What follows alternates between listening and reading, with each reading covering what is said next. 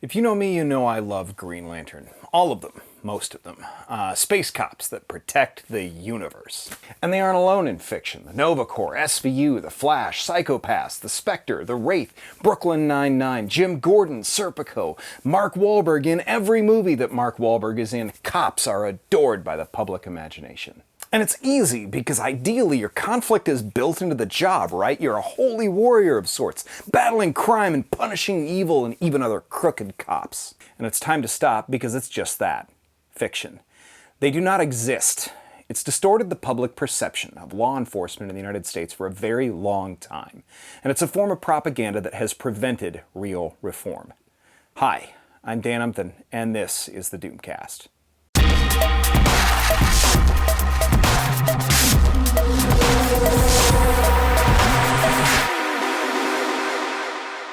If you paid attention this week and you don't have your head buried in Fox News, you have seen video after video after video of police brutalizing unarmed, peaceful protesters in the United States. Over and over and over and over and over and over again. We're watching people shot, beaten, gassed. A friend of mine was arrested leaving a protest peacefully after filming himself leaving a protest peacefully, telling an officer he was walking to his car.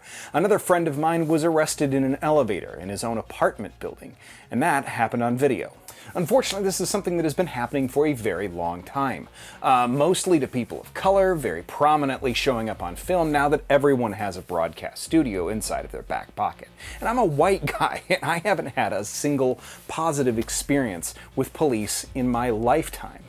I myself have been violently cuffed and pushed against the hood of my own car, and that is minor compared to anything that anyone else has experienced. And I still love Green Lanterns. I love Olivia Benson. I love Finn Tutuola. I love Batman. Batman is basically a cop, and that is an entirely separate episode. Green Lanterns are protectors of whole space sectors. They find planet killers, despots, terrorists. Green Lanterns feel like good cops. You know, they answer to the guardians of the universe, ancient wise midgets who are emotionless paragons of justice. Green Lanterns are pure protectors. They're hunting down Space Ted Bundy, a guy named Sinestro who could not be more aptly named. You know who the bad guy is. They're locking dangerous people up in cells without trials or due process, wielding a weapon powered by pure imagination. That's not what real cops do. Real cops protect property, not people. And that's it. They serve the employing class, whether they would like to admit it or even whether they believe it themselves or not. You'll notice that they got called up only when business was suddenly on fire and there was looting. You know, they got called when George Floyd was allegedly trying to use a bad check to buy food.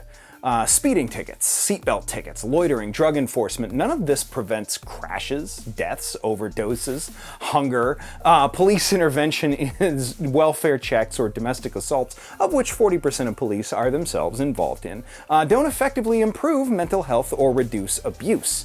Often calling the police, like in the case of George Floyd, Breonna Taylor, Tamir Rice, and Eric Garner, for example, a person guilty often of nothing at all, winds up dead at the hands of police. We all agree that we need law, we need justice, we need order, but we have to rethink law enforcement, and now in our history we're at a critical point where we're actually considering that.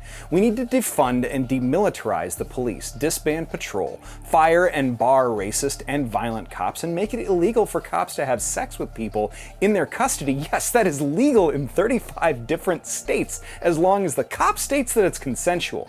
We have to make it illegal for cops to not wear or to ever turn off a body camera. We need to scale back the size of our police forces massively and replace most police action with a body of social workers trained in de-escalation and safety as a crisis response unit to help people with mental health crises, abuse, and addiction.